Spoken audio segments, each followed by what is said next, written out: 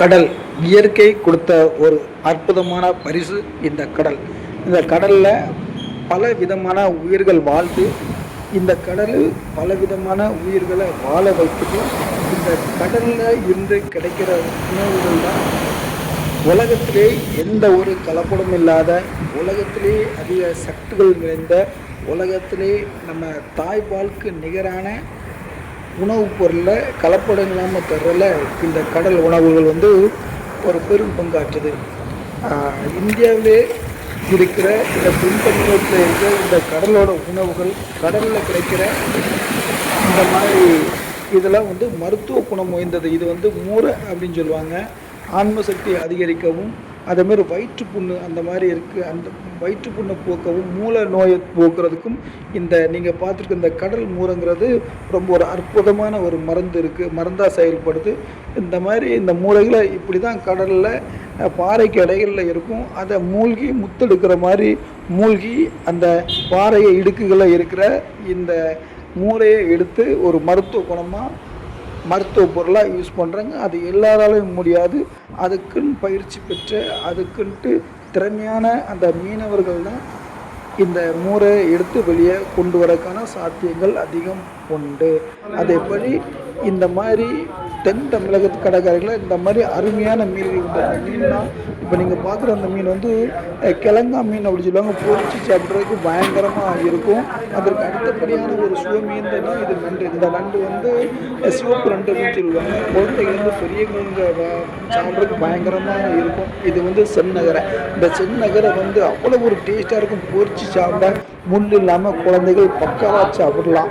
இப்போ பார்க்குற இந்த நண்டு வந்து 3 கண் நண்டு. இப்போ பார்க்குற இந்த நண்டு வந்து செவ்வாய் நண்டு. இந்த ரெண்டுக்குமே பயங்கரமான டேஸ்ட் இருந்தது. அந்த 3 கண் நண்டு வந்து மிகப்பெரிய ஒரு மருத்துவ குணம் வாய்ந்தது. இப்போ நீங்கள் பார்த்துருக்கோம் கனவா வந்து இதில் வந்து நம்ம சாப்பிட முடியாத ஒரு நிலைமையில் இருக்கும். இப்போ பார்த்துருக்கிறது வஞ்சிரம், கடல்களின் வர அரசன் அப்படின்னு சொல்கிற இந்த வஞ்சிரம் மீன்.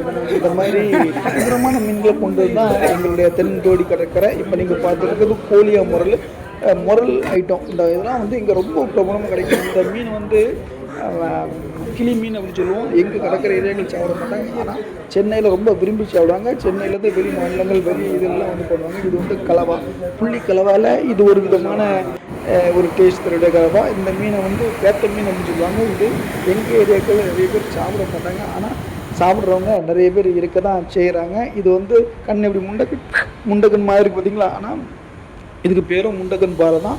அப்படி ஒரு அருமையான டேஸ்ட்டாக இருக்கும். இது வந்து நவரனால உங்களுக்கு தெரியும், குழம்புக்கு அப்படி தேன் போட்டு இருக்கும். இந்த மாதிரி அருமையான மீன்கள்லாம் எங்கள் தென்கோடி கடற்கரையில் தான் கிடைக்கும். இது வந்து குழம்புக்குன்னு ஸ்பெஷலான ஒரு மீன். இந்த மீன் வந்து குழம்பு வச்சு சாப்பிட்டா அப்படியே தேன் போல் இனிக்கும். இப்போ பார்த்துட்டு இருக்க அந்த மீன்கள்லாம் வந்து இந்த மீன் வந்து ரொம்ப ஒரு அற்புதமான சுவை கொண்ட மீன்.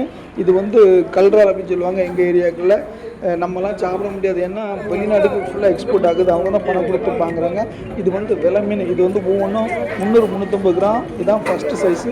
நீங்கள் இப்போ பார்த்துருக்க மீன் வந்து மட்டுமே 25 ரூபாய்க்கு விற்கிறது. அந்த மாதிரி நம்ம கூட சாப்பிட கிடைக்கும் போது நம்மளுடைய செல்வங்கள்லாம் வந்து வெளிநாட்டுகளுக்கு கொடுக்குறாங்க. இது வந்து பாறையில் கட்டா சுட்டாலும் மனம் வராது. இது வந்து கருவாடுக்கு இந்த மீன் அடிச்சிக்க முடியாது. அதேமாதிரி இந்த விலை மீன் குழம்புக்கு அடிச்சிக்க முடியாது.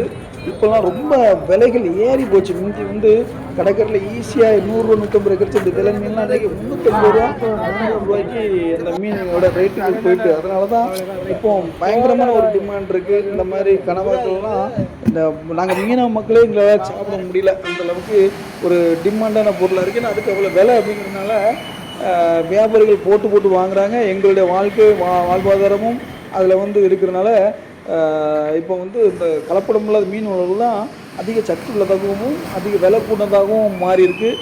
கண்டிப்பாக நீங்கள் காய்கறியை சாப்பிட்றத விடவும் இந்த மாதிரி கடல் உணவுகளை நீங்கள் சாப்பிட்டிங்கன்னா எங்களை மாதிரி வியாபாரிகளுக்கும் அது ஒரு எங்களை மாரி மீனவர்களுக்கும் ஒரு வாழ்வாதாரமாக ஏற்படுத்தியிருக்கும். அதேமாரி உங்களுக்கும் ஒரு அருமையான ஒரு ஹெல்த்தி உணவு, அதாவது எல்லா சக்திகளும் மிகுந்த ஒரு இயற்கை உணவு உங்களுக்கு கிடைக்கும். எந்த ஒரு ஐயப்பாடும் இல்லை.